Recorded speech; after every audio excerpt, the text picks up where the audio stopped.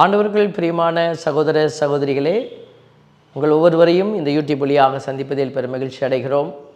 உலகெங்கும் சென்று நற்செய்தியை அறிவியுங்கள் என்கிற ஆண்டவருடைய வார்த்தையை பலர் தங்களுடைய தலையில் வைத்து கொண்டு ஓடிக்கொண்டிருக்கிறதை நாங்கள் பார்க்கிறோம். அப்படியாக கடவுள் எங்களுக்கும் பயனற்ற ஊழியர்களாக இருக்கிற எங்களுக்கும் இந்த ஒரு நல்ல ஒரு வாய்ப்பை கொடுத்திருக்கிறார் பல இடங்களுக்கு செல்ல.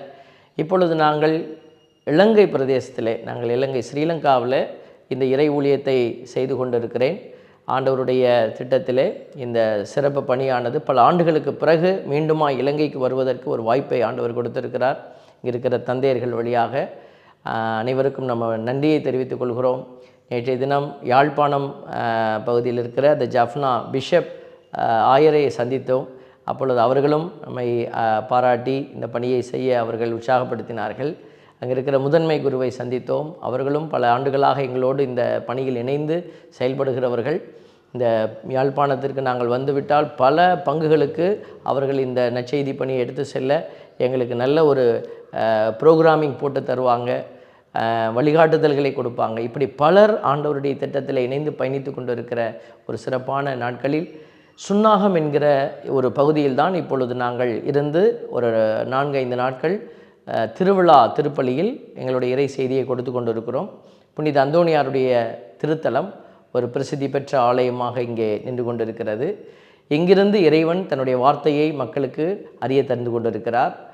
இதைத் தொடர்ந்து நாங்கள் கட்டக்காடு என்கிற ஒரு இடத்தில் இருக்கக்கூடிய அந்தோணியார் ஆலயம், வெற்றிலை தோட்டம் என்கிற பகுதி. ஆகவே அங்கேயும் 10 நாட்கள் இறை செய்தியை கொடுக்கறதுக்கு நாங்கள் தயாராக இருக்கிறோம். ஆகவே அங்கே இருக்கிற ஃபாதர் வசந்தன் அவர்கள் இதை ஏற்பாடு செய்திருக்கிறார்கள். இப்படி பல்வேறு சூழல்களில் இறை செய்தியானது மக்களுக்கு ஆங்காங்கே கடவுளுடைய திட்டத்தின்படியாக கொடுக்கப்பட்டு கொண்டிருக்கிறது. நீங்கள் அருகாமையில் இருந்தால் தயவு செய்து வந்து இந்த ஆலயத்தில் இந்த இறை வார்த்தையை கேட்டு தியானிக்க உங்களை அன்புடன் அழைத்து நிற்கிறோம். அன்புக்குரியவர்களே, இறைவன் தன் திட்டத்தை இறைவார்த்தை வழியாகவே வெளிப்படுத்துகிறார். யாரெல்லாம் இதை கேட்டு செவிசாய்த்து அதன் உடன்படிக்கையின்படி செயல்படுகிறார்களோ அவர்களை பார்த்து தான் ஆண்டவர் விடுதலை பயண நூலில் சொல்கிறாரு, இந்த உலகமே என்னுடைய உரிமை சொத்தாக இருந்தாலும் நீங்கள் என் வார்த்தையை செவிசாய்த்து கடைபிடிக்கிற பிள்ளைகளாக இருந்தால் நீங்களே என்னுடைய தனிப்பெரும் சொத்தாக இருப்பீர்கள் என்று சொல்லியிருக்கிறாரு. அப்படின்னா நீங்கள் இறைவார்த்தையை கேட்டு செயல்பட இந்த ஒரு வாய்ப்பை பயன்படுத்தி கொண்டால் உங்களுக்கு நலமாக இருக்கும், குடும்பத்தினருக்கும் அது பெரிய ஆசீர்வாதமாக இருக்கும். ஆகவே இந்த அருமையான நாளில் உங்களை மீண்டுமாய் கடவுளுடைய பெயராலே வாழ்த்தி வரவேற்கிறோம். ஆண்டவர் தாமே உங்களை நிறைவாய் ஆசீர்வதிப்பார். God bless you.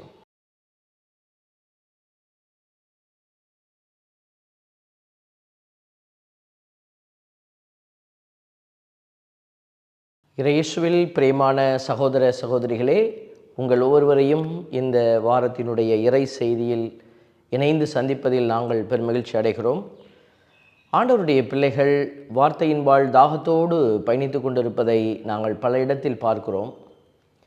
ஒரு பக்கம் அநேகர் அந்த தாகத்தால் உந்தப்பட்டவர்களாக அந்த தாகத்தோடு பயணிக்கிற அந்த பயணம் எங்களுக்கு ஒரு மகிழ்ச்சியை கொடுத்து கொண்டிருந்தாலும், இன்னொரு பக்கம் நம்ம பார்க்குறோம், வெறும் வழிபாடுகளை சார்ந்து கடவுள் என்ன சொல்கிறாரு அப்படிங்கிறத கேட்க மனமில்லாமல் நம்ம செய்ய வேண்டியதை செஞ்சுட்டு வந்துடுவோம் என்று சொல்லி வழிபாடுகளை மட்டுமே சார்ந்திருக்கிற ஒரு கூட்டத்தை நம்ம பார்க்குறோம். இன்னொரு பக்கம் எதை குறித்தும் கவலை இல்லாமல் கடவுளும் இல்லை, வழிபாடும் இல்லை, இறைவார்த்தையும் இல்லை அப்படின்னு ஒரு கூட்டம் ஓடிக்கொண்டிருப்பதையும் நம்ம பார்க்குறோம். அன்புக்குரியவர்களே, இன்றைக்கு நம்ம பல காரியத்தில் ஏமாந்து போய் கொண்டே இருக்கிறோம். பிசாசோடைய வேலையே ஏமாத்துறது தான். தொடக்க நூல்லையே நம்ம பார்க்குறோம், ஆதாம் ஏவாள் அவங்க ஏமாந்து போனாங்க. அந்த பொய்யோடு தான் அது உள்ளே வருது. கடவுள் உங்களை இந்த தோட்டத்தில் இருக்கிற எந்த மரத்திலிருந்தும் பழத்தை பறித்து சாப்பிடக்கூடாதுன்னு சொன்னாராமே அப்படின்னு சொல்லி எல்லாம் தெரிஞ்சது போல் வந்த பிசாசு அது பொய்யோடு தான் வருது. இந்த தோட்டத்தில் இருக்கிற எந்த மரத்துலேருந்தும் சாப்பிடக்கூடாதான். உடனே ஏவாள் என்ன செய்கிறாங்க, இல்லை அப்படிலாம் சொல்லலை, எல்லா மரத்துலேருந்து சாப்பிடலாம், ஆனால் இந்த மரத்துலேருந்து சாப்பிடாதீங்கன்னு சொல்லி ஆண்டவர் சொல்லியிருக்கிறாருன்னு குறிப்பிட்டு சொல்கிறாங்க. அப்போவே அவர்களுக்கு புரிந்திருந்ததுனாக்க, ஸோ இவன் பொய் சொல்லிக்கிட்டே வரான், இவன்கிட்ட உண்மை இல்லை, அப்போ இவன் அடுத்த விஷயத்தை எப்படி உண்மையாக சொல்ல முடியும் அப்படின்னு யோசிச்சுருந்தாங்கன்னா ஜெயிச்சிருக்கலாம். பரவாயில்லை, இப்போது கடவுள் நமக்கு மீண்டும் இந்த உதாரணங்களை எல்லாம் கொடுத்துருக்கிறார் பைபிளில். அப்போ நம்ம கொஞ்சம் யோசிக்கணும், எதற்காக இந்த செய்தி, எதற்காக இந்த வலியுறுத்தல்கள்? கடவுள் நம்மளை ஃபோர்ஸ் பண்ணுறார் இந்த விஷயத்தில். பாருங்கள், இன்றைக்கி நிறைய பேர் நிறைய விஷயத்த இதுதான் சரி, அதுதான் சரி அப்படின்னு போதிக்கிறாங்க. நிறைய மதங்கள் கடவுள்கள் பெயரால் இதுதான் சரி, அதுதான் சரி அப்படின்னு சொல்லிக்கிட்டே இருக்கிறாங்க. கத்தோலிக்க கிறிஸ்தவத்திலேயே கூட கிறிஸ்தவர்கள் என்கிற போர்வையில் பைபிளை வச்சு கொண்டு அலையக்கூடியவர்கள் கூட நிறைய பேர் இதுதான் சரி, அதுதான் சரின்னு சொல்கிறாங்க. நாங்களும் அப்படி தான். இப்போ நாங்கள் கூட இந்த லைனில் தான் நின்று கொண்டு இருக்கிறோம். இப்போ யார் சரியாக இருக்கிறாங்க, யார் சரியாக நம்மளை போதிக்கிறாங்க, யார் சரியாக வழிநடத்துகிறாங்க அப்படிங்கிறத கண்டுபிடிக்கிறதுக்கு நமக்கு ஜெப வல்லமை வேணும். அதுக்கு தான் நம்ம ஜெபிக்க சொல்கிறோம். ஜெபிக்கிற பிள்ளைகள் என்ன செய்வாங்க? சரியான தளத்தில் நின்று சரியானவற்றை கண்டுகொள்வார்கள். பாருங்கள், எசேயா நூலில் 5வது அதிகாரம் 20வது இறைவசனத்தில் இப்படி எழுதியிருக்குது: தீமையை நன்மை என்றும் நன்மையை தீமை என்றும் சொல்லி இருளை ஒளியாக்கி ஒளியை இருளாக்கி கசப்பை இனிப்பாக்கி இனிப்பை கசப்பாக்குகிறவர்களுக்கு ஐயோ கேடு. ஒரு சகோதரரை பார்க்கிற போது அவர் ஒரு சில நம்மளுடைய சமயத்தில், நம்மளுடைய கிறிஸ்தவ மதத்தில் ஒரு சில காரியங்கள் எல்லாம் இணைஞ்சிருக்கு, உள்ளே கொண்டுட்டு வந்தாச்சு. அதையெல்லாம் அவர் சரி என்று சொல்கிறார். அறிவு நிலையில் நல்ல ஒரு மனிதர், அறிவோடு கூட இருக்கக்கூடியவர். அவர்கள் கூட சில அடையாளங்களை ஏற்றுக்கொள்கிறார்கள், படிச்சிருக்கிறாங்க. ஆனால் அவங்க வீட்டுக்குள்ளே பார்த்திங்கன்னா வேறு வேறு நம்பிக்கையின் அடையாளங்களை வைக்கிறாங்க. அப்போது அவங்க அதை நியாயப்படுத்துகிறாங்க. இதில் என்ன இருக்குது? இன்றைக்கி நிறைய குழந்தைகளுடைய கால்களில் இந்த ஒற்றை காலில் ஒரு கயிறு கட்டி விடுறாங்க.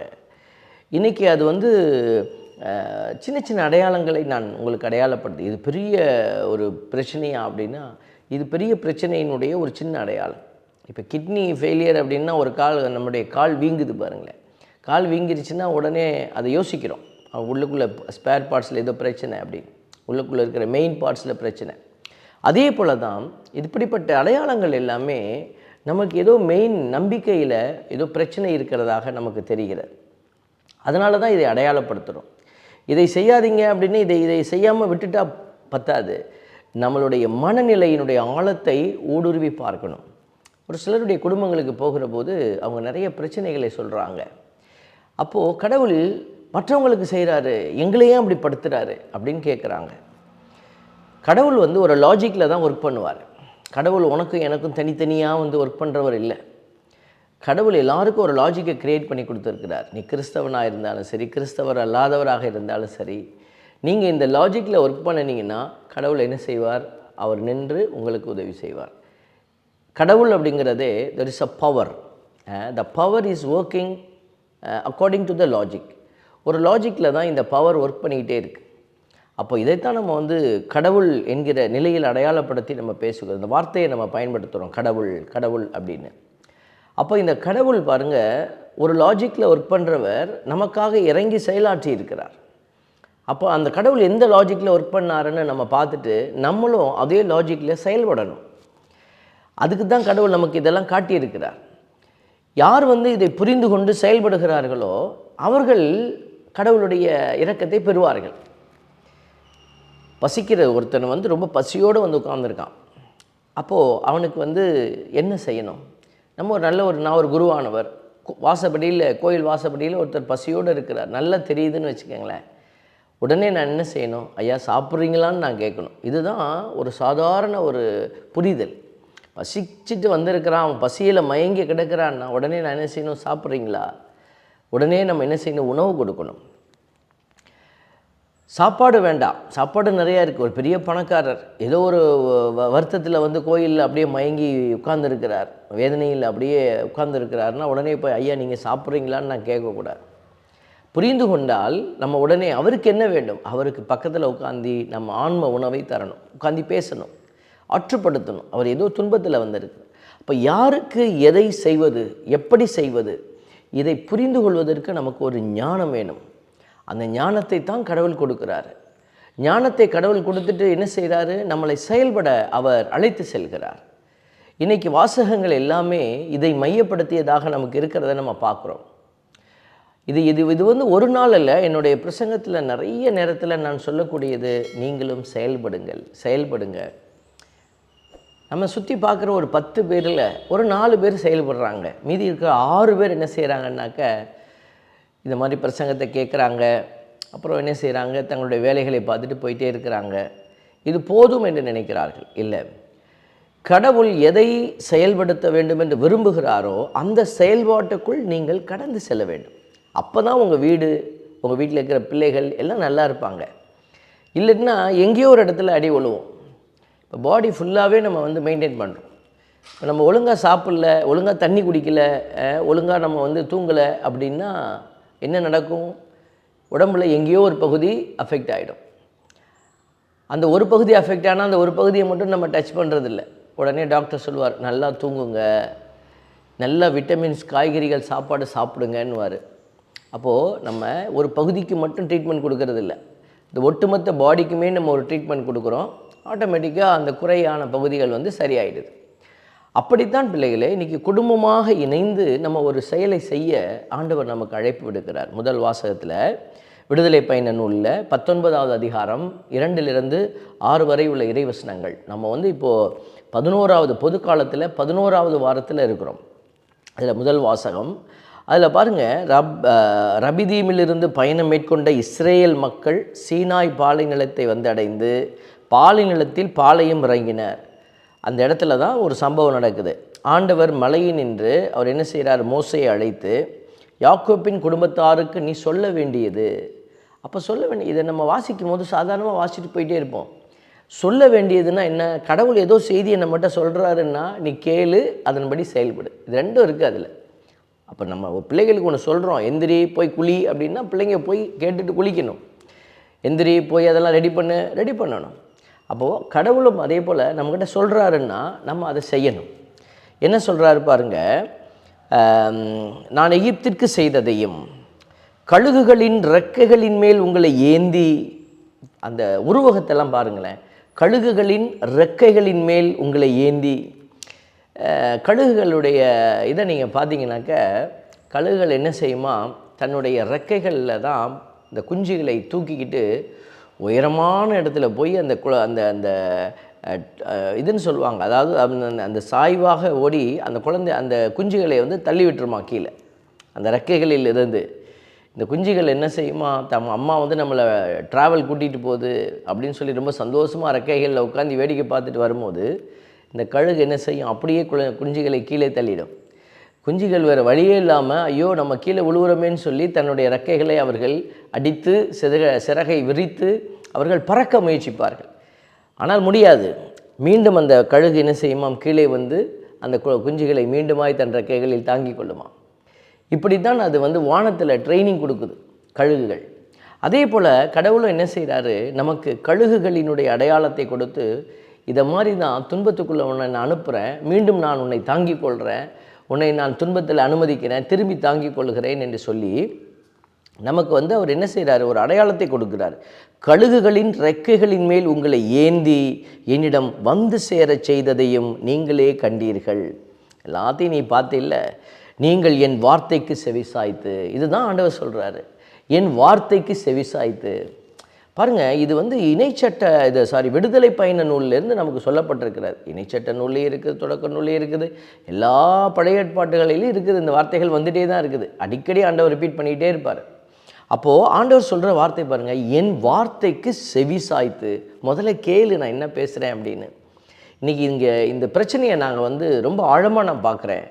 ஏன்னா நிறைய பேர் பிரச்சனையை கேட்குறதுக்கு தயாராக இல்லை.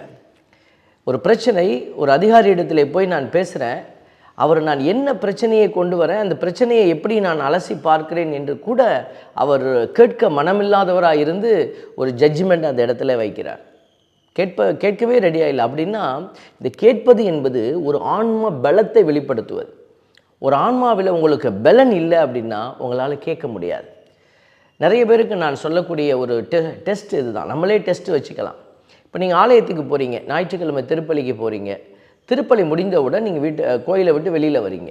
ஒரு 2 நிமிஷம் அந்த ஒரு ஓரமாக நில்லுங்க. கோயிலுக்கு விட்டு வெளியில் வந்துடக்கூடாது. நீங்கள் ஆலயத்தினுடைய கேம்பஸை விட்டு வெளியில் போகாமல் ஒரு 2 நிமிஷம் அங்கிட்டு ஓரமாக நில்லு. நீங்கள் யோசிச்சு பாருங்கள், இன்றைக்கி என்ன முதல் வாசகம் நீங்கள் கேட்டீங்க? அவங்க வாசிப்பாங்க, சத்தமாக வாசிப்பாங்க. நீங்கள் என்ன முதல் வாசகம் கேட்டீங்க, என்ன ரெண்டாவது வாசகம் கேட்டீங்க, நற்செய்தி வாசகம் என்ன வாசித்தாங்க கேட்டீங்க, இதை மட்டும் நீங்கள் யோசித்து பாருங்களேன். அங்கே உங்களுக்கு தெரியும், நீங்கள் கேட்டிருக்கவே மாட்டீங்க. கேட்டதை போல் இருந்திருப்பீங்க. அங்கே வாசிக்கும் போது சத்தம் கேட்கும், ஆனால் உங்களுடைய காதுகள் அந்த சத்தத்தை தான் உங்களுக்கு பிரதிபலித்தது. ஆனால் இதயத்துக்குள்ளே அது போகாத ஒரு நிலையில் இருப்பதை நீங்கள் உணர்ந்து கொள்வீர்கள். கண்டிப்பாக 10ல் 7 பேர் இதை நீங்கள் உணர்வீர்கள். முயற்சி செய்து பாருங்கள். நான் பலமுறை அதை முயற்சி செய்திருக்கிறேன். பலமுறை நான் என்னுடைய தோல்வியை அறிந்திருக்கிறேன். அதனால தான் நாங்கள் உங்களுக்கு சொல்லிக் கொடுக்குறோம்.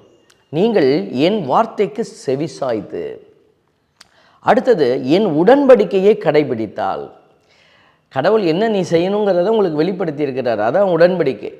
உடன்படிக்கை அப்படின்னா கடவுள், நான் உன் கடவுள், நீ என்னுடைய பிள்ளை, நான் செய்கிறத செய்வேன், நீ செய்கிறத செய்யணும்.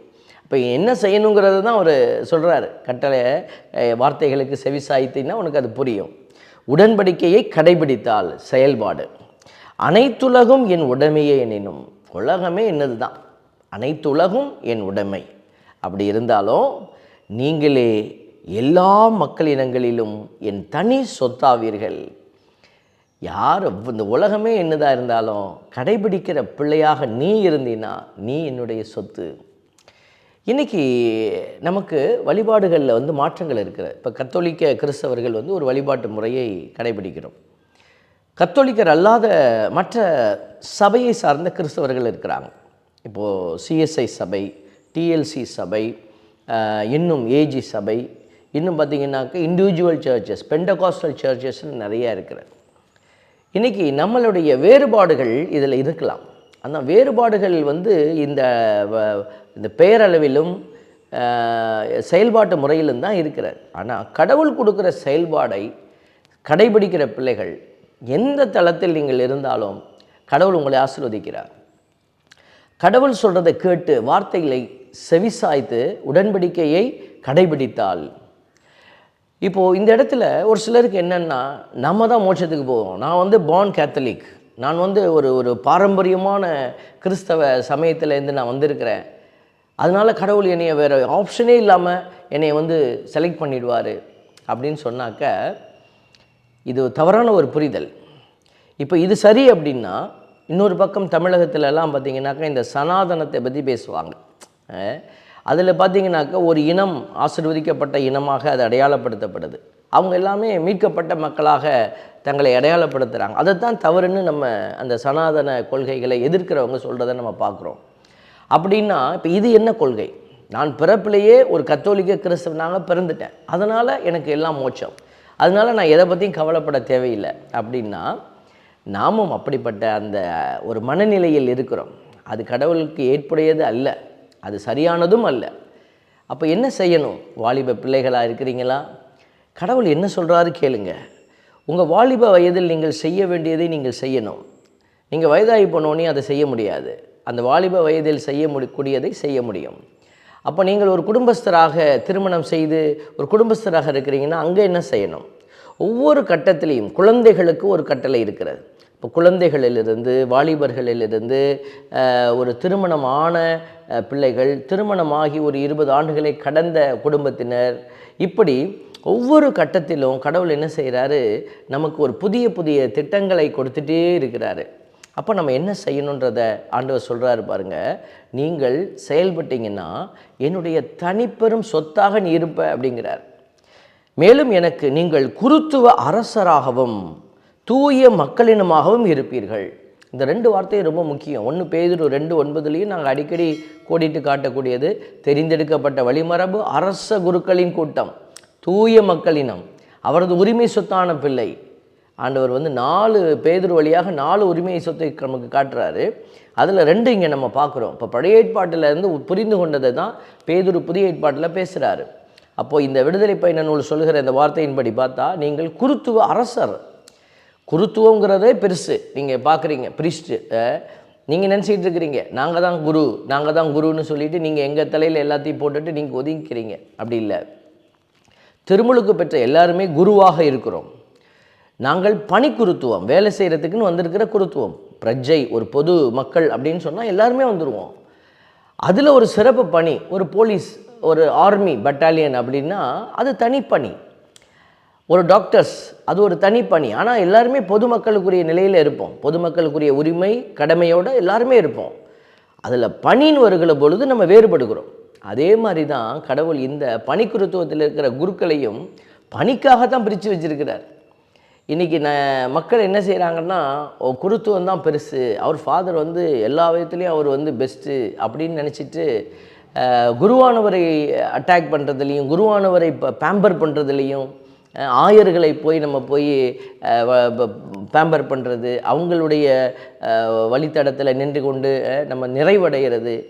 கண்டிப்பாக மதிக்கிறதை பற்றி நான் பேசலை. கண்டிப்பாக நீங்கள் ஒரு குருவையோ ஒரு ஆயரையோ நீங்கள் மதிக்க வேண்டும், அதில் மாற்று கருத்து அல்ல.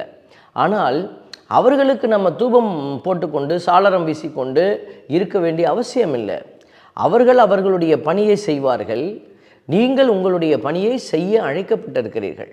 அதுக்கு தான் இந்த வாசகத்தை உங்களுக்கு இவ்வளோ விளக்கமாக நம்ம சொல்லிக்கிட்டே இருக்கிறோம். 2வது வாசகத்துக்கு போகிறோம். திருத்தூதர் பவுல் வந்து ரோமையருக்கு வந்து ஒரு கடிதம் எழுதுகிறார்.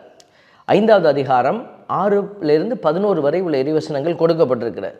அதில் ரொம்ப தெளிவாக சொல்கிறார், இந்த பார்ப்பா, நீ பெரிய ஆளுங்கிறதுனால கடவுள் உன்னை தெரிந்தெடுக்கல, நம்மெல்லாம் ஒன்றுமில்லாத குறையோடு இருந்தப்பவே நம்மளை தெரிந்தெடுத்தார். நாம் இறைப்பற்று இன்றி, நம்மக்கிட்ட இறைப்பற்றே இல்லை, அப்படி இல்லாதப்போ வலுவற்று இருந்தபோதே குறித்த காலம் வந்ததும் கிறிஸ்து நமக்காக தம் உயிரை கொடுத்தார். நம்மெல்லாம் பெரிய நீதிமான்கிறதுனால வந்து இயேசு இறந்துட்டாருன்னு நினைக்காத, நம்மெல்லாம் குறையோடு கிடந்தோம், நம்ம குறையை நிறைவாக்க இயேசு வந்தார். இது இந்த 2வது வாசகம் எப்போதுமே பார்த்திங்கனாக்கா, நீங்கள் என்ன செய்யணும், நான் என்ன செய்யணும் அப்படிங்கிறத இயேசு கிறிஸ்து வழியாக அடையாளப்படுத்தக்கூடிய செய்தியை அது உள்ளே வச்சுருப்பாங்க. நற்செய்தி வாசகமும் முதல் வாசகமும் கான்செப்டில் நிற்கும். ஆனால் இந்த வாசகம் பார்த்திங்கனாக்கா செயல்பாட்டுக்குள்ளே உங்களை வந்து இழுத்துட்டு போகும். அப்படித்தான் வந்து பவுலடியார் சொல்கிறாரு, கிறிஸ்து நமக்காக தம் உயிரை கொடுத்தாருன்னா உண்மையாகவே கொடுத்தாரு, சும்மா கான்செப்டில் இல்லை. அப்படின்னா நீங்கள் நானும் என்ன செய்யணும், இயேசுவை முன்மாதிரியாக வச்சு கொடு அப்படின்னு தான் சொல்ல வராங்க. நேர்மையாளருக்காக ஒருவர் விலைக்கு சொல்கிறாரு, நேர்மையாளருக்காக ஒருவர் தம் உயிரை கொடுத்தலே அரிது. யாரும் நேர்மையாளருங்கிறதுனால போய் அவருக்காக சாக போகிறது இல்லை, அதுவே கஷ்டம். அப்படி இருக்கிற போது ஒருவேளை நல்லவர் ஒருவருக்காக யாரேனும் தம் உயிரை கொடுக்க துணியலாம். ஆனால் நாம் பாவிகளாக இருந்தபோதே கிறிஸ்து நமக்காக தம் உயிரை கொடுத்தார். இப்போ கிறிஸ்து எனக்காக உயிரை கொடுத்தாருன்னு யார் ஒத்துக்கொள்வான்னா, நம்ம பாவ நிலையில் பலவீனத்தை புரிகிறவங்க ஏற்றுக்கொள்கிறவங்க தான் அந்த இயேசுக்குவே ஏற்றுக்கொள்வாங்க. மற்றவர்கள் வந்து எனக்காக நீ ஏன் சாகணும், இயேசு எனக்காக சாகணுயா, எதுக்கு சாகணும், எனக்கு ஒரு பிரச்சனையும் இல்லை, பாவமே என்கிட்ட இல்லை அப்படின்னு நினைக்கிறவங்க இயேசுவை ஏற்றுக்கொள்ள மாட்டாங்க. இயேசுவை பற்றி அறிந்து வைத்திருப்பாங்க. ஆனால் இயேசுவை ஏற்றுக்கொள்கிறவர்கள் கண்டிப்பாக இந்த கருத்தியலை அவர்கள் சார்ந்திருக்கணும், ஏற்றுக்கொள்ள வேண்டும். அப்போ ஆண்டவருடைய பவுலடியார் சொல்கிறார் பாருங்க, இவ்வாறு இதன் மாதிரி கடவுள் நம் மீது கொண்டுள்ள தம் அன்பை எடுத்து காட்டியுள்ளார். அப்போ இந்த அன்பு இருக்குது அப்படின்னு நம்ம சொல்கிறோம்னா, இந்த அன்பு வந்து எக்ஸிபிட் ஆகணும், வெளிப்படுத்தப்படணும். அன்பை மனசில் வச்சுருக்கிறேன்னு சொல்லிக்கிட்டு இருக்கிறதுல அர்த்தம் இல்லை, பார்த்தீங்களா? இப்போ அன்பு ஏதோ ஒரு வகையில் வெளிப்படுத்தப்பட வேண்டியதாக இருக்கிற. இதனால் இப்போது நாம் கிறிஸ்துவின் இரத்தத்தினால் கடவுளுக்கு ஏற்புடையவர்களாகி, இந்த மாதிரி கான்செப்ட் எல்லாம் உள்ளுக்குள்ளே பவுலடியார் அழகாக திணிச்சு வைப்பார். நீ சும்மா ஏதோ கடவுள் வந்து நம்மளை தேர்ந்தெடுத்த வார்த்தையை சொன்னார், நம்ம வார்த்தையில் இல்லை, கிறிஸ்துவினுடைய இரத்தத்தினால் கடவுளுக்கு ஏற்புடையவர்களாகி, நம்ம இரத்தத்தில் அவருடைய பிள்ளைகளாக ஏற்புடையவர்களாகி இருக்கிறோம். அப்படி சொல்லிட்டு நாம் கடவுளுக்கு பகைவர்களாக இருந்தும், வார்த்தையை இங்கே ரொம்ப ஸ்ட்ராங்காக போடுறாரு பாருங்க, பகைவர்களாக இருந்தும் அவருடைய மகன் நமக்காக உயிரை கொடுத்ததால் கடவுளோடு ஒப்புரவாக்கப்பட்டுள்ளோம். ஒரு அப்பா இருக்கிறாரு, ஒரு மகன் இருக்கிறான். அந்த அப்பாவுக்கு அங்கே இருக்கிற பையனை பிடிக்காது, ஆனால் மகனுக்கு அவனை பிடிக்கும். அப்போ மகன் வந்து சொல்கிறார், இவர் நண்பன் அதனால் இதை செய்யுங்கன்னு சொன்னால், அப்பாவுக்கு பிடிக்கலனாலும் மகன் சொல்லிட்டாரேங்கிறதுக்காக அப்பா என்ன செய்வார். அதே போல தான் நம்ம எல்லாம் பகைவர்களாக இருந்தபோதும் மகன் இந்த மக்களுக்காக அவர் இரத்தம் சிந்தி இருக்கிறார். அப்போ மகன் வந்து தனியாக வரல, தந்தையினுடைய அன்பினுடைய வெளிப்பாடு தான் மகன் அப்படிங்கிறது நமக்கு எல்லாம் தெரியும். உதாரணத்தில் ஒரு மாதிரி இருந்தாலும் பாருங்கள், இந்த மகன் வழியாகத்தான், ஏன்னா மகன் கடவுளுடைய திட்டத்தில் நின்றவர், தந்தையினுடைய திட்டத்தை நிறைவேற்றியவர். அதனால் கடவுள் என்ன செய்கிறாரு, மகன் இல்லாமல் நீ யாரும் என்னிடத்துல வர முடியாதுங்கிற அடையாளத்தை இந்த இடத்துல வைக்கிறார். அது மட்டுமல்ல, இப்பொழுது கடவுளோடு நம்மை ஒப்புரவாக்கியுள்ள நம் ஆண்டவர் இயேசு கிறிஸ்துவின் வழியாக, எல்லா இடத்துலையும் பார்ப்போம், இயேசு கிறிஸ்து வழியாகத்தான் நம்ம ஒப்புரவாக்கப்பட்டிருக்கிறோம். கடவுளோட உறவு கொண்டு, கடவுளோடு உறவு கொண்டு பெரும் மகிழ்ச்சி அடைகிறோம். இம்மகிழ்ச்சியை நமக்கு தருபவர் கடவுளே, பிதா தான் நமக்கு அந்த மகிழ்ச்சியை கொடுக்குறாரு. அப்போ இந்த மகிழ்ச்சியை நீ தக்க வைத்து கொள்ளணும்னா என்ன செய்யணும்னா, இயேசுவை போல கொடுக்குற பிள்ளையாக மாறணும். அதுக்கு தான் ஆண்டவர் என்ன செய்கிறாரு, நற்செய்தியில் நம்ம பார்க்குறோம். இன்றைக்கி மத்தேயு நற்செய்தி 9வது அதிகாரம் 36லிருந்து 10வது அதிகாரம் 8லிருந்து உள்ள இறைவசனங்கள் நமக்கு கொடுக்கப்பட்டிருக்கிறது. அந்த வாசகங்கள் நமக்கு சொல்லுகிற வரிகளை நீங்கள் படித்து பாருங்கள். ஆண்டவருடைய வார்த்தை சொல்லுகிறது பாருங்கள், திரண்டிருந்த மக்களை அவர் கண்டபோது. அப்போ இந்த செய்தி யாருக்கு அப்படின்னா, ஏதோ சாமியாருக்கு, சிஸ்டருக்கு, பரிசேயருக்கு, சதிசேயருக்கு, சீடர்களுக்கு இல்லை. அந்த வார்த்தை சொல்லுகிற அந்த ஆழத்தை நம்ம பார்க்கிற பொழுது, திரண்டிருந்த மக்களை அவர் கண்டபோது அவர்கள் மேல் பரிவு கொண்டார். அப்போ அவர்களை பார்த்து அவர் பேசுகிறாரு, அவர்கள் ஆயரில்லா ஆடுகளைப் போல் அலைக்கழிக்கப்பட்டு சோர்ந்து காணப்பட்டார்கள். அப்பொழுது அவர் தம் சீடரை நோக்கி, இந்த சம்பவம் எங்கே நிகழுது, மக்களை பார்த்து பரிவு கொள்கிறாரு. செய்தியை எங்கே வைக்கிறார் பாருங்கள், அவர் தம் சீடரை நோக்கி. அப்போ இந்த சீடராக்கப்படுகிறவர்கள் யார், சீடர்கள் என்கிறவர்கள் யார்? சீடரை நோக்கி சொல்கிறாரு, அறுவடை மிகுதி வேலையாட்களோ குறைவு, அறுவடையினுடைய ஆண்டவரிடத்திலே மன்றாடுங்கள் அப்படிங்கிற காரியங்கள் எல்லாம் சீடர்கள்ட்ட சொல்கிறாரு. அப்போ சீடத்துவம் என்பது இயேசு விரும்பிய, இயேசு எதிர்பார்க்கிற ஒரு மிக முக்கியமான காரியம். அதனால தான் இன்றைக்கி கடவுள் இவ்வளோ மக்கள் இருக்கிற இடத்துல நீங்கள் கிறிஸ்தவர்கள் என்கிற பெயரை பெற்றிருக்கிறீர்கள் அப்படின்னா, இந்த அழைப்பினுடைய ஆழம் என்பது சீடத்துவத்தை நோக்கி பயணிக்கிற பயணம். இன்றைக்கி இந்த பைபிள் எல்லாருக்கும் எல்லா இடத்துலையும் போதிக்கப்படுவது இல்லை. கிறிஸ்தவர்களுக்கு தான் நம்ம போதிக்கிறோம். கத்தோலிக்க கிறிஸ்தவர்கள் ஆலயத்திற்கு வரணும், வந்தால் உங்களுக்கு இறை செய்தி சொல்லப்படுகிறது அப்படின்னா, நீங்கள் சீடர்களாக இருக்கவே அழைக்கப்பட்டிருக்கிறீர்கள். அன்றைக்கி 12 பேரை வச்சு ஆரம்பித்த அந்த சீடத்துவம் கொஞ்ச நாளில் பார்த்தீங்கன்னா இயேசு 2 பேராய் அனுப்புகிறார் அப்படின்னும் போது 72 பேரை அவர் அனுப்பினார் அப்படின்னு நம்ம வாசிக்கிறோம். அப்போ 72 பேரை அவர் நியமித்த பொழுது அந்த எண்ணிக்கை 12 72ஆக உயர்ந்திருந்தது. இதில் சேர முடியாதவர்களுடைய எண்ணிக்கையெல்லாம் இதில் சேர்க்கப்படலை. சேர முயற்சித்தவங்க போனவங்களுடைய எண்ணிக்கை மட்டுமே 72. அப்போ இன்னும் உடம்பு சுகம் இல்லாமல் பெண்களாக அல்லது அவசர வேலை நிமித்தமாக போக முடியாதவருடைய எண்ணிக்கை இதில் இருக்குது, ஆனால் எண்ணப்படலை. அப்போனா எவ்வளோ பேர் இருந்திருப்பாங்கன்னு பாருங்களேன். சீடத்துவம் 12ல் ஆரம்பித்து 72 வரைக்கும் உயர்ந்திருந்த அந்த ஒரு சீடத்துவத்தினுடைய நிலையத்தான் இன்றைக்கி நாம் கிறிஸ்தவ மக்களாக நம்ம பார்த்துட்டே இருக்கிறோம். அப்போ சீடர்கள் அப்படின்னா நம்ம எங்கேயோ தேடக்கூடாது, நீ சீடனாக இருக்கணும், நான் சீடனாக இருக்கணும். இதுதான் கடவுளுடைய அழைப்பினுடைய ஆழமான நிலை. அதனால் நீங்கள் போய் என்ன செய்யணும் என்று சொல்லி 12 வரை அவர் பெயர் சொல்லி அழைத்து அவர் அனுப்புகிறத இன்றைக்கி நற்செய்தியில் பார்க்குறோம். அப்போது ஆண்டவர் சொல்கிறார், உலகம் முழுவதும் என் மீட்பை அடைவதற்கு உன்னை பிற இனத்தாருக்கு ஒளியாக ஏற்படுத்தினேன் என்று சொல்லி பவுலடியாருக்கு கொடுக்கப்பட்ட கட்டளையை தான் இன்றைக்கி நமக்கும் கடவுள் கொடுத்துருக்கிறாரு.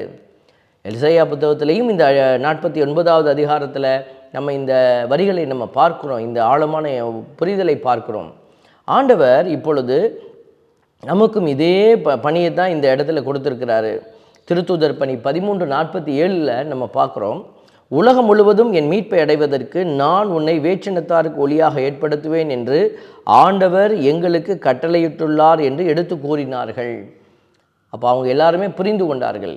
இன்றைக்கி அழைப்பு என்பது இதுக்குத்தான் கடவுள் நம்மளை அழைச்சிருக்கிறாரு.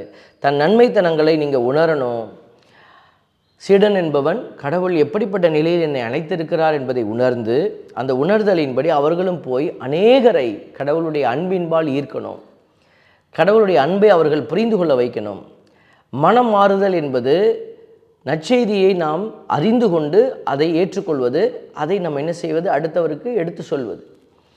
ஏன்னா அவங்க எல்லோருமே இன்றைக்கி என்ன செய்கிறாங்க, எது நற்செய்தி, உலகத்தரமான பேச்சு, உலகத்தரமான வாழ்க்கை, உலகத்தரமான மகிழ்ச்சி, இச்சைகளினுடைய உச்சக்கட்ட நிலையில் வாழ்வது தான் நல்ல ஒரு செய்தி என்று இன்றைக்கி எல்லோரும் நினைக்கக்கூடிய ஒரு காலகட்டத்தில் ஓடிக்கொண்டிருக்கிற போது தான் இந்த உலகத்தில் இருக்கிறது இந்த உலகத்தோடையே அழிஞ்சு போயிடும்பா, இந்த உலகத்தை தாண்டி ஒரு வாழ்க்கை இருக்குது, அந்த வாழ்க்கை தான் உனக்கு நல்ல செய்தியின் அடையாளம் அப்படிங்கிறத சொல்லி கொடுக்கறது தான் நற்செய்தி. இன்றைக்கி இந்த நற்செய்தியே புரியல அப்படின்னா, ஒரு சில பேருக்கு நம்ம அட்வைஸ் கொடுக்குற போது ஒரு இடத்துல ஒரு வாலிப பிள்ளைகள் இப்படி ஒரு தவறுகள் செய்தார்கள். அப்போது அவர்களுக்கு சின்ன ஒரு அறிவுரையை அந்த இடத்துல சொல்ல வேண்டிய ஒரு நிர்பந்தம். அப்போ சொல்லுகிற பொழுது அவர்கள் என்ன செய்கிறாங்க, அந்த செய்தியை உள்வாங்கலை. அவங்க கிண்டல் பண்ணுறாங்க. அந்த இடத்துல ஒரு ஒரு ஒரு நேரடியாக அவர்கள் அதை செய்யவில்லை என்றாலும் மறைமுகமாக அவர்கள் சிரிப்பது, அதை ஏற்றுக்கொள்ள மறுப்பது, அப்புறம் அது ஒரு கமெண்ட் கிண்டலுக்காக பேசுவது, இப்படியெல்லாம் பார்க்க நேர்ந்தது. அப்போ அவர்களுக்கு நம்ம என்ன சொல்ல வரோங்கிறது புரியல. இன்றைக்கி மக்களாகிய வழிபாட்டுக்குள்ளே நிறைய பேர் பக்தியாளர்களாக இருப்பாங்க. அவங்களும் என்ன செய்கிறாங்கன்னாக்க, அவங்க பக்தி முயற்சியில் பரவசமாக இருக்கதா நினைக்கிறாங்களே ஒழிய கடவுளுடைய அந்த உண்மை நிலையை புரிந்து கொள்ள மறுக்கிறார்கள். அவங்களுக்கு என்ன, வழிபாட்டுக்கு இதை வைக்கணும், அதை வைக்கணும், அதை வைக்கணும், அதை வைக்கணும், எல்லாம் வச்சாச்சு, செய்ய வேண்டியதெல்லாம் செஞ்சாச்சு, தங்களை முன்னிலைப்படுத்தியாச்சு, எல்லாம் முடிஞ்சிருச்சா, எல்லாத்தையும் தூக்கி ஓரமாக வச்சுட்டு அவங்க வழியில் போயிடுவாங்க. இன்றைக்கி இதுக்காகத்தான் கடவுள் நம்மளை கூப்பிட்டுருக்கிறாரா? ஒரு வழிபாட்டை நம்ம சிறப்பாக செஞ்சிட்டோம்னாக்க, வழிபாடு சிறப்பாக செய்யப்பட வேண்டும், அதில் மாற்று கருத்து அல்ல. அதுதான் நம்மளுடைய வாழ்க்கையினுடைய முதல் நோக்கமாக இருக்க வேண்டுமானா இல்லை. அதனால தான் ஆண்டவர் இன்றைக்கி ஒரு சில இந்த காரியத்தை நம்ம குறித்து நம்ம சிந்திக்க அழைக்கிறார். மிஷன் அப்படிங்கிற ஒரு வார்த்தை இதில் தான் வருது. சீடர்களை அவர் பெயர் சொல்லி அழைத்ததே அனுப்புவதற்காகத்தான். நற்செய்தியில் நம்ம பார்க்குறோம். அவர்களை அவர் என்ன செய்கிறாரு, நீ அனுப்புகிறார். இயேசு தம் சீடர்கள் தம்மிடம் வரவழைத்தார். தீய ஆவிகளை ஓட்டவும் நோய் நொடிகளை குணமாக்கவும் அவர்களுக்கு அவர் அதிகாரம் அளித்தார். இதெல்லாம் கொடுக்குறாரு அப்படின்னாலே ஏதோ ஒரு திட்டத்திற்காக அனுப்ப போகிறாரு அப்படின்னு அர்த்தம் இல்லைங்களா? இப்படியெல்லாம் கொடுத்து அவர்களை அனுப்புதல் அப்படிங்கிற வார்த்தையினுடைய ஆழம் மிஷன் அப்படின்னு நம்ம ஆங்கிலத்தில் சொல்கிறோம். இது ஒரு லத்தீன் வார்த்தை, மிஸ்ஸியோ அப்படிங்கிற வார்த்தையிலிருந்து வந்தது. இந்த மிஸ்ஸியோங்கிற வார்த்தையை எங்கேருந்து எடுக்கிறாங்கன்னா, மித்தாரே அப்படிங்கிற ஒரு வார்த்தையிலிருந்து எடுக்கிறாங்க. அந்த வார்த்தையிலிருந்து தான் இந்த மிஸ்ஸியோங்கிற வார்த்தை காயின் பண்ணப்பட்டிருக்கிறது, உருவாகி இருக்கிற. அப்போ அந்த வார்த்தைக்கான அர்த்தத்தை தேடுகிற பொழுது ஆங்கிலத்தில் சொல்லணும்னா டு சென்ட், அனுப்புதல், டு லெட் கோ, போக விடுதல், இப்படி தான் அதனுடைய அர்த்தம். அப்போது இந்த வார்த்தையினுடைய ஆழம், இட்ஸ் ரூட்னு சொல்லுவாங்க. மிஷன் அப்படிங்கன்னா லிட்ரலாக அனுப்புதல், சென்டிங்.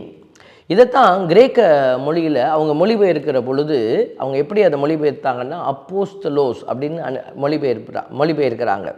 அப்போஸ்தலோ அப்படின்னா டு சென்ட் ஃபோர்த், அதுவும் அதே அர்த்தத்தோடு இதை இணைந்து செல்லக்கூடிய ஒரு வார்த்தை, அனுப்புதல்.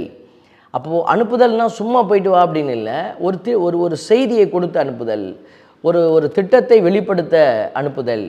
இதுதான் அந்த மிஷன் அப்படிங்கிற நற்செய்தி அறிவிப்பு. நம்ம தமிழில் சுருக்கமாக சொல்லணும்னா அனுப்பப்படுதல் அப்படிங்கிற வார்த்தைக்கு இதுதான் அர்த்தமே. அப்போது இந்த காரியங்களை தான் இந்த இடத்துல நம்ம சிந்திக்க அழைக்கப்படுகிறோம். கடவுள் எதற்காக நம்மளை அனுப்புகிறாரோ அதை செயல்படுத்துவது தான் அனுப்பப்பட்டவருக்கான ஒரு திட்டம். இதை புரிந்து கொள்ள வேண்டும். மத்தேயு நற்செய்தியில் 20வது அதிகாரத்தில் கூட நம்ம பார்க்குறோம். விடியற் காலையில் வெளியில் போய் பார்க்குறாங்க, வேலையாட்களை வேலைக்கு அமர்த்த. அங்கே கொஞ்சம் பேர் வெளியில் நிற்கிறாங்க, அவங்கள உள்ளே அனுப்புகிறாங்க. திருப்பி கொஞ்சம் நேரம் கழித்து போகிறார், திருப்பி பார்க்குறாரு, ஆட்கள் இருக்காங்க, திருப்பி அமர்த்துறாரு. பாருங்கள், இப்படி பல்வேறுபட்ட சூழல்களில் இன்றைக்கி பணியாளர்கள் அனுப்பப்பட்டு கொண்டே இருக்கிறாங்க தங்களுடைய பணிக்காக. ஆண்டவர் ஏதோ ஒரு தடவை அனுப்பிட்டு இறைவாக்கினார்கள், அதோட கதையை முடித்து அனுப்பிட்டாரு இல்லை.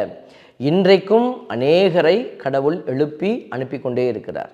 அப்படின்னா என்ன அர்த்தம்? யாரோ ஒருவருக்கு ஆண்டவருடைய சத்தம் கேட்கப்படணும். அதுக்காகத்தான் கடவுள் இன்றைக்கி உங்களையும் பெயர் சொல்லி அழைக்கிறார். லூக்கா நற்செய்தியில் 10வது அதிகாரத்தில் 3வது இறைவசனத்தில் நம்ம பார்க்குறோம். அனுப்பப்படுகிறவர்களுடைய நிலைப்பாடு, அந்த நிலை சூழலை ஆண்டவர் வெளிப்படுத்துகிறார் பாருங்கள். புறப்பட்டு போங்கள், ஓநாய்களிடையே ஆட்டுக்குட்டிகளை அனுப்புவது போல் உங்களை நான் அனுப்புகிறேன். ஓநாய்களிடையே ஆட்டுக்குட்டிகளே, அப்போ அந்த இடம் எப்படி இருக்க போது? உங்களுக்கு பயங்கரமான ஒரு நிலையில் தான் இருக்க போகிறது. ஆட்டுக்குட்டிக்கு ஓநாயினுடைய நிலை எப்படி இருக்கும்? அது உயிரே போக வேண்டிய நிலை இருக்கிறது, உயிரே போயிடும். அதுதான் இதனுடைய அந்த ஒரு எதிர்ப்பதமான ஒரு புரிதல். இப்படிப்பட்ட சூழலுக்குள்ளே தான் உன்னை நான் அனுப்புகிறேன், பயப்படாத, உயிர் போனாலும் பரவாயில்ல, ஏன்னா நான் தான் உயிர் அழிக்க போகிறாள். இந்த உலகத்தில் நீ உயிரை இழந்தினா தான் அந்த பக்கம் உயிரை பெற முடியும். அதனால் நீ உயிரை கொடுக்கறதுக்கெல்லாம் கவலைப்படாத, அதையும் துணிந்து நீ நில் அப்படின்னு சொல்லி தான் ஆண்டவர் இன்றைக்கி நம்மளை பெயர் சொல்லி அழைச்சிருக்கிறாரு. இன்றைக்கி இந்த கிறிஸ்தவத்தில் நம்மளுடைய இறையியல் பின்னணியில் இந்த இதை பார்க்குற பொழுது கிறிஸ்டியன் தியாலஜின்னு நம்ம சொல்லுவோம். இந்த கிறிஸ்டியன் தியாலஜி இறையியல், கிறிஸ்தவ அந்த தனிப்பெரும் இறையியல் என்ன நமக்கு சொல்லிக் கொடுக்குது அப்படின்னா, mission is not first an activity but an identity. அதாவது இந்த அனுப்பப்படுதல் அப்படிங்கிறது வந்து அது நம்மளுடைய செயல்பாடு இல்லை, வெறும் வேலை. ஏதோ ஒரு வேலை ஆண்டவர் கொடுக்குறாரு, அது ஒரு இது என் வேலைங்க, அதை தூக்கி போட்டு வந்துடுவேன், அப்படி இல்லை. இது ஐடென்டிட்டி, நம்மளுடைய அடையாளமே இது தான் அப்படின்னு சொல்கிறாங்க. அப்படின்னா இது வெறுமையாக இப்போ ஒருத்தர் போய் ஒரு சிலருக்கு நாங்கள் கொடுத்துட்டு வருவோம், சொல்லுவோம், இந்த வேலையை கொடுப்போம், இந்த போய் அந்த ஆசிரியர்கிட்ட கொடுத்துட்டு வா அப்படின்னு சொல்லலாம். அப்போது பிள்ளைங்க என்ன பண்ணுவாங்க, போயிட்டு கொடுத்துட்டு வந்துடுவாங்க. கொடுத்துட்டியாப்பா, கொடுத்துட்டேன், அவ்வளோதான். அதை விட சிறந்த பிள்ளைகள் என்ன செய்வாங்கன்னா, அவங்க கொடுத்துட்டு வரும்பொழுது அதில் தங்களுடைய அந்த சிறப்பையும் அந்த இடத்துல வெளிப்படுத்திட்டு வருவாங்க. சில பேர் டீச்சர் தேங்க்யூ அப்படி சொல்லுவாங்க. வேறு ஏதாவது ஒரு ஒரு நல்ல ஒரு விஷயத்தை அந்த இடத்துல புரிய வைப்பாங்க. அப்போது இவங்களுடைய ஐடென்டிட்டியையும் அந்த இடத்துல அவங்க உறுதி செய்வாங்க. மற்றவங்க என்னப்பா இப்போ கொடுத்துட்டியா, போன ஃபாதர் அவர் இல்லை, அது கதவுல வச்சுட்டு வந்துட்டேன், அங்கிட்ட ஓரமாக வச்சுட்டு வந்துட்டேன்னுவாங்க. அப்போனா போய் சேர்ந்துருச்சு, வேலை முடிஞ்சிருச்சு. ஆனால் அவங்க மற்றவங்க என்ன செய்வாங்க, போய் தேடி கண்டுபிடிச்சி, போன ஃபாதர் அவர் இல்லை, நான் ஒரு மணி நேரம் உட்காந்துருந்தேன், அப்புறம் அவர் வந்தாங்க, அப்புறம் அவங்களுக்கு கொடுத்துட்டு வந்தேன், இப்படிலாம் அவங்க ஒரு முயற்சி எடுப்பாங்க. இது வந்து இந்த ஆக்டிவிட்டிக்கும் ஐடென்டிட்டிக்கும் ஒரு வித்தியாசத்தை நம்மளால் பார்க்க முடியும் செயல்பாடுகள்லையே. அப்போது இந்த காரியத்தை நீங்கள் பல இடத்துல பார்த்துருக்கலாம், நீங்களே அதை உணர்ந்திருப்பீர்கள். இந்த சர்ச் வந்து மிஷினரி பை நேச்சர் அப்படிங்கிறோம். மிஷினரி பை நேச்சர், அதாவது அடிப்படையிலேயே திருச்சபை வந்து ஒரு பயணிக்கிற, அதாவது ஒரு அனுப்பப்பட்ட நிலையில் செயல்படுகிற ஒரு தளம்தான் திருச்சபை. இந்த திருச்சபை இந்த கான்செப்ட் வேர்டை நம்ம இப்போ கேட்கும் போதெல்லாம் இதெல்லாம் அது உள்ளே இருக்குது. இதெல்லாம் அது உள்ள கிறிஸ்துவினுடைய திருவுடல், அது கிறிஸ்துவினுடைய உடல், அதுதான் திருச்சபை. கிறிஸ்துவினுடைய அந்த அனுப்பப்பட்ட சீடத்துவத்தினுடைய அடையாளம் இந்த திருச்சபை. அதனால தான் திருச்சபை வந்து காலங்கள் மாற மாற தன்னை அப்டேட் பண்ணுது. அப்போ சொன்னேன் இப்படி தான். இப்போ இன்றைக்கி பைபிளே பாருங்கள், இன்றைக்கி கேத்தலிக் சமூகத்தில் நம்ம பைபிளை வந்து அப்டேட் பண்ணிக்கிட்டே இருக்கிறோம். ஏன் அப்டேட் பண்ணுறோம் அப்படின்னா, இது வந்து மூல மொழியில் தான் இருக்கணும்னா நம்ம எல்லாருமே ஹீப்ரூ கிரீக்கு தான் படிச்சுக்கிட்டு உட்காந்துருக்கணும். ஆனால் இது மொழிபெயர்க்கப்பட்டது ஒரு காலகட்டத்தில், வெர்னாக்குலர் லாங்குவேஜஸில் மொழிபெயர்க்கப்பட்டது. அப்போ அது தேவை, ஏன்னா எல்லாருக்கும் புரியணும், எல்லாருக்கும் இந்த மொழியை போய் கற்றுக்கொள்ள முடியாது. அதனால் என்ன செஞ்சாங்க, இது வந்து மொழிபெயர்த்தாங்க. அப்போ அந்த மொழிபெயர்ப்பு என்பது ஒரு தடவை மொழிபெயர்த்தாச்சு, அங்கேயே டைல்யூட் ஆகிடுச்சு மெயின் லாங்குவேஜிலேருந்து. இப்போ என்ன செய்யக்கூடாது, இறுக்கி பிடிச்சிக்கிட்டு இதுக்கப்புறம் இது மொழிபெயர்ப்பக்கூடாது அப்படின்னு உட்காரக்கூடாது. ஏன்னா வார்த்தையினுடைய பயன்பாடுகள் எல்லாம் மாறிக்கிட்டே இருக்குது. காலங்கள் மாற மாற அதனுடைய பயன்பாடுகள் மாற மாற அந்த பழைய வார்த்தைகள் எல்லாம் மாறிப்போய் இப்போ வஸ்திரங்கள், இப்போ நம்ம உடைய யாரும் போயிட்டு என்னுடைய வஸ்திரத்தை நீ பார்த்தியா அப்படின்னு நம்ம சொல்ல போகிறதில்ல. அப்போது என்னப்பா என் சட்டையை பார்த்தியா, என் துணியை பார்த்தியா, இப்படி தான் நம்ம கேட்போம். அப்போ வார்த்தைகள் மாறிடுச்சு.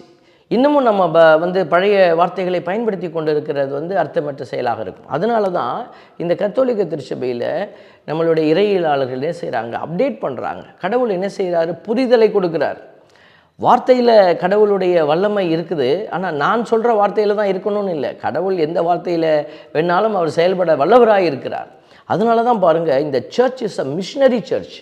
அது வந்து பயணிக்கிற திருச்சபை.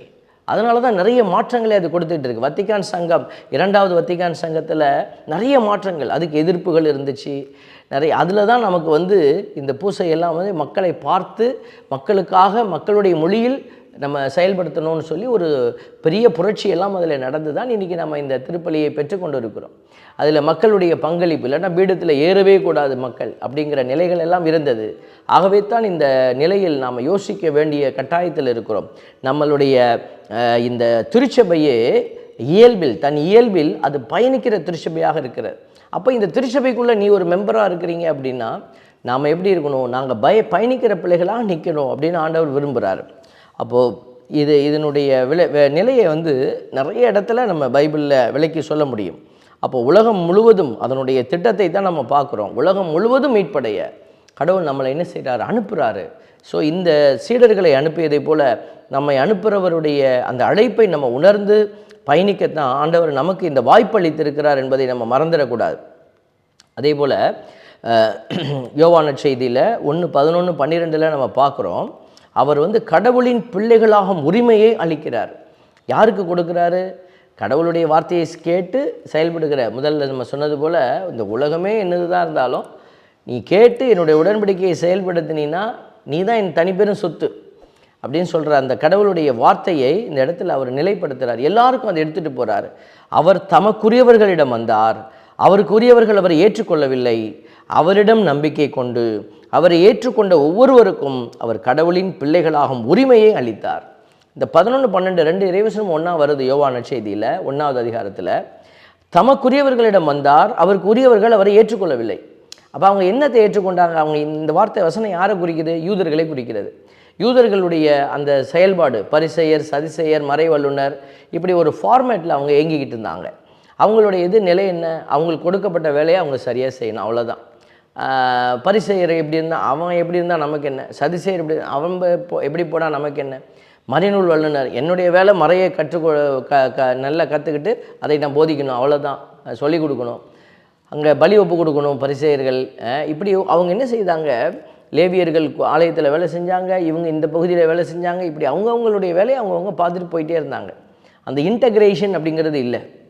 எதற்காக நம்ம அழைக்கப்பட்டோங்கிறத உணர அவர்கள் மறுத்தார்கள். இங்கே தான் இயேசுவுக்கும் அவங்களுக்கும் பெரிய கான்ஃப்ளிக்டே வருது. அங்கே தான் இந்த இடத்துல சொல்லப்பட்டிருக்கிறது, தமக்குரியவர்களிடத்தில் அவர் வந்தார், அவருக்குரியவர்கள் அவரை ஏற்றுக்கொள்ளவில்லை. இன்றைக்கி இதைத்தான் நானும் உங்களோடு கூட பகிர்ந்து கொள்கிறேன். இன்றைக்கி நாமளும் பரிசேயர் சதிசேயர்களைப் போல ஒரு கிறிஸ்தவம் என்கிற ஒரு கட்டத்துக்குள்ளே நின்றுட்டு நமக்கு தேவை ஒரு வழிபாடு, ஒரு பூசை, போனோமா ஒரு ஓரமாக நின்னோமா, அப்படியே கொஞ்சம் மிஞ்சி போனால் ஒரு பூசை எழுதிட்டோம்னா நமக்கு பூசை வச்சாச்சு, ரைட்டு, குடும்பத்துக்கு ஒரு பூசை வச்சாச்சு, நம்ம உண்டியலில் 2 காசை போட்டாச்சு, எவ்ரிதிங் இஸ் ஃபைன் அப்படின்னு நம்ம நினைக்கிறோமே. இதுதான் பரிசேய மனநிலை. அவர்களும் அப்படி தான் மாறி போயிருந்தார்கள். இது போதும், எனக்கு இது போதும், இதுதான் ரிலீஜியஸ் ஆக்டிவிட்டி, இதை செஞ்சுட்டேன்னாக்க என்னை ஃப்ரீயாக விட்டுடுங்க, அதுக்கப்புறம் எந்த டிமாண்டும் இருக்கக்கூடாது. இங்கே தான் நம்ம தவறிழைக்கிறோம். ஆண்டவர் சொல்கிறார், அவரிடம் நம்பிக்கை கொண்டு அவரை ஏற்றுக்கொண்ட ஒவ்வொருவருக்கும் அவர் கடவுளின் பிள்ளைகளாகும் உரிமையை அளித்தார். அப்போது இன்றைக்கி அவர் மேல் நம்பிக்கை கொள்ளுதல் அப்படின்னா அந்த வார்த்தையை முதல்ல கேட்குறது, அதை உணர்றது, அதை ஏற்றுக்கொண்ட அப்படின்னா செயல்படுகிற. அப்போ நான் ஏற்றுக்கிட்டேன், ஒரு டாஸ்க்கை ஏற்றுட்டேன்னாக்கா அதை நான் செயல்படுத்துவேன் இல்லைங்களா? அப்போ செயல்படுகிற பிள்ளைகளை தான் ஆண்டவர் இந்த இடத்துல தனக்குரிய பிள்ளைகள், கடவுளின் பிள்ளைகள் ஆகும் உரிமையை அவர் கொடுத்தார் என்று எழுதப்பட்டிருக்கிறார். என் அன்பு தெய்வ பிள்ளைகளே, இப்படி நிறைய சொல்லிக்கிட்டே போகலாம். இன்றைக்கி கடவுள் நமக்கு கொடுக்குற ஒரு கன்க்ளூஷனை இந்த இடத்துல எடுத்துக்கொள்வோம். நீங்களும் அனுப்பப்பட்டிருக்கிறீங்க. நீங்கள் நினைக்கலாம், நான் அந்த வீட்டுக்குள்ளே உட்காந்துருக்கிறேன், நான் ஒரு மனைவியாக இருக்கிறேன், நான் ஒரு கணவராக இருக்கிறேன், நான் அந்த வீட்டுக்குள்ளே ஒரு பிள்ளையாக இருக்கிறேன் அப்படின்னு நினைக்கலாம். உங்களுக்கும் இந்த அழைப்பு வைக்கப்பட்டிருக்கிறது, உங்களுக்கு ஒரு திட்டம் வைக்கப்பட்டிருக்கிறது. நீங்கள் இதை உணர்ந்து நீங்கள் என்ன செய்யணும்? ஒரு சின்ன ஒரு வேலையாவது செயல்படுத்துவதற்கு முயற்சிக்கணும். அதுதான் கடவுளுடைய மிகப்பெரிய திட்டத்தில் இருக்கிற ஒரு காரியம். எல்லா பிள்ளைகளும் சீடத்துவத்துக்குள்ளே வரணும் அப்படிங்கிறத ஆண்டவர் விரும்புகிறாரு. ஆகவே இந்த அருமையான நேரத்தில் நீங்கள் ஜெபத்தில் இணைந்து பாருங்கள். ஜெப ஆவி உங்களை நிரப்புகிற போது கடவுள் எதற்காக உங்களை படைத்தார், அந்த திட்டத்தை நோக்கி நீங்கள் நடந்து போகிறீங்களா, இதெல்லாம் புரிந்து கொள்ள முடியும். பல பேர் என்ன செய்கிறாங்கன்னா, தவறான வழியை போட்டு அவங்களுக்கென்று ஒரு வழியை போட்டு ஓடிக்கிட்டே இருக்கிறாங்க. ஏன் குருக்கள் கூட நாங்கள் பார்க்குறோம், கடவுள் கொடுத்த அழைப்பை உணர மறுத்துட்டு அவங்க என்ன செய்கிறாங்க, நான் ஸ்கூலுக்கு போவேன், நான் இந்த பங்குக்கு போவேன், நான் இந்த பணியை செய்வேன்னு சொல்லி அவர்கள் தங்களுடைய பணியை எடுத்துக்கொள்வதை நம்ம பார்க்குறோம். என்னிடத்துல நிறைய பேர் கேட்பாங்க, இந்த மாதிரி கரிஸ்மாட்டிக்குள்ளே நீங்கள் எப்போ வந்தீங்க, எப்படி வந்தீங்கன்னு கேட்பாங்க.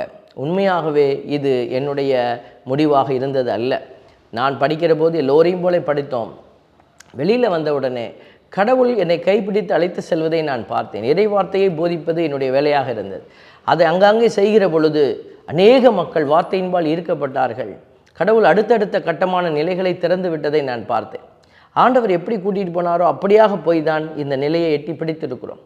ஆகவே இந்த ஒரு காரியம்தான் கடவுள் நம்ம எல்லாருக்கும் கொடுக்கிற ஒரு அடையாளம். கடவுள் நம்மை அழைத்து செல்கிற விதமாக நம்ம செல்கிற பொழுது கண்டிப்பாக அந்த பணி கடவுளால் தாங்கி செல்லப்படும். கடவுள் அதுக்குரிய பலனையும் உங்களுக்கு ஆற்றலையும் கொடுப்பார். ஆகவே நீங்களும் ஆண்டவரால் அழைக்கப்பட்டிருக்கிறீர்கள் என்பதை நீங்கள் உணர்ந்து கொண்டு இந்த நாளில் பயணித்து பாருங்கள். இறைவன் தாமே அழைத்தவர் உண்மையுள்ளவர், நம்பத்தக்கவர், உங்களுக்கு தேவையான எல்லாவற்றையும் கொடுத்து உங்களை தாங்கி நிற்பார். இந்த ஆசீர்வாத கிருபை உங்களோடு கூட நிலைத்திருக்க உங்களுக்காக நாங்கள் தொடர்ந்து ஜெபிக்கிறோம்.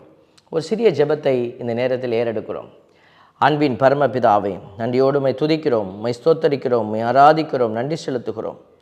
இரக்கமும் அன்பும் நிறைந்த கடவுள் நீர். ஆண்டவரே, உம்முடைய இரக்கத்தினாலும் கிருபையினாலும் நாங்கள் வாழ்கிறோம். இதை உணர்ந்து நாங்கள் ஒவ்வொரு நாளும் உம்முடைய இரக்கத்தில் பயணிக்கவும், உம்முடைய வல்லமையால் நாங்கள் சீடர்களாக சீடத்திகளாக தெரிந்தெடுக்கப்பட்ட அனுப்பப்பட்ட பிள்ளைகள் என்பதை அறிந்து செயல்படவும் எங்களுக்கு ஆற்றலும் ஞானமும் தந்தரலும். இயேசுவின் பரிசுத்த நாமத்தில் எங்களை ஒப்புக்கொடுத்து ஜெபிக்கிறோம். ஆமென். அன்புக்குரிய இறைமக்களே, மீண்டுமாய் அடுத்த ஒரு இறை சிந்தனையில் உங்களை சந்திக்கும் வரை உங்களுக்காக தொடர்ந்து ஜெபிக்கிறோம். God bless you.